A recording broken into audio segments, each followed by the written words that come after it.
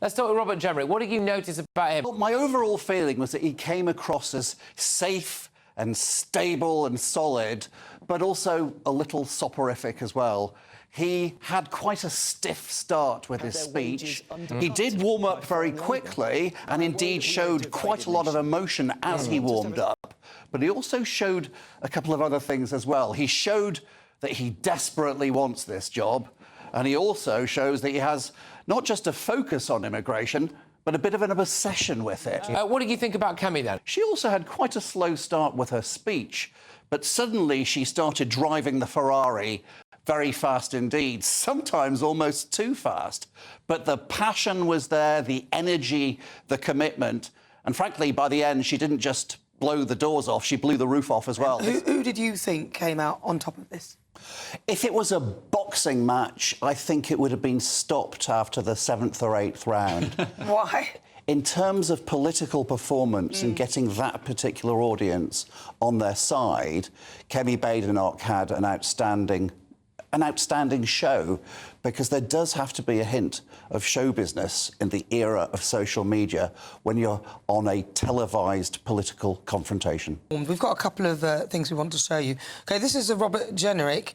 That we end the drama. Let's end the drama. We've got to end the drama. So, Graham, do you think he would have rehearsed that line? That was the agreed buzzword or buzzwords prior to the debate? He would have honed and rehearsed that line for a period of years, not necessarily months. I mean, for me, a political TV confrontation is about three things. It's about legacies, lines and likeability. Legacy is about that thing, that key essential that you want the audience to remember above all else, and his indeed was end the drama, which he said no less than 11 times by my counting last night. Lines are the sort of phrases, the distinctive phrases that you use to support your core legacy.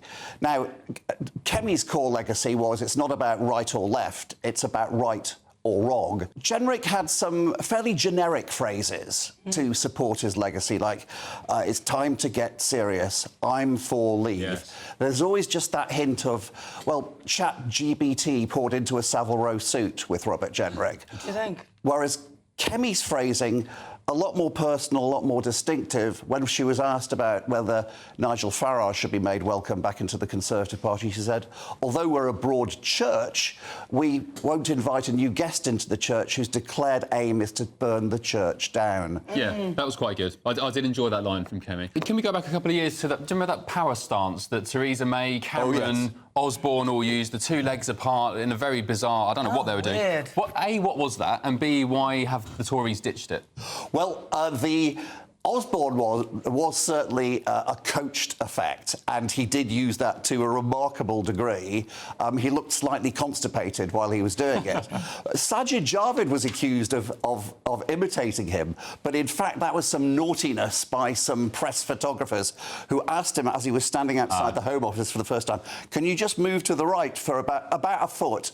And suddenly they managed to get him in the same strutting position. Because Jenrick this morning's been accused of looking awkward by just standing there with his hands down by his side. He's actually learnt from his conference speech, because he was actually sort of almost like a sort of epileptic windmill during conference. Unfortunately, his hand movements were livelier than his words. All right. Well, listen, Graham Davies, thank you very much. Really good to talk.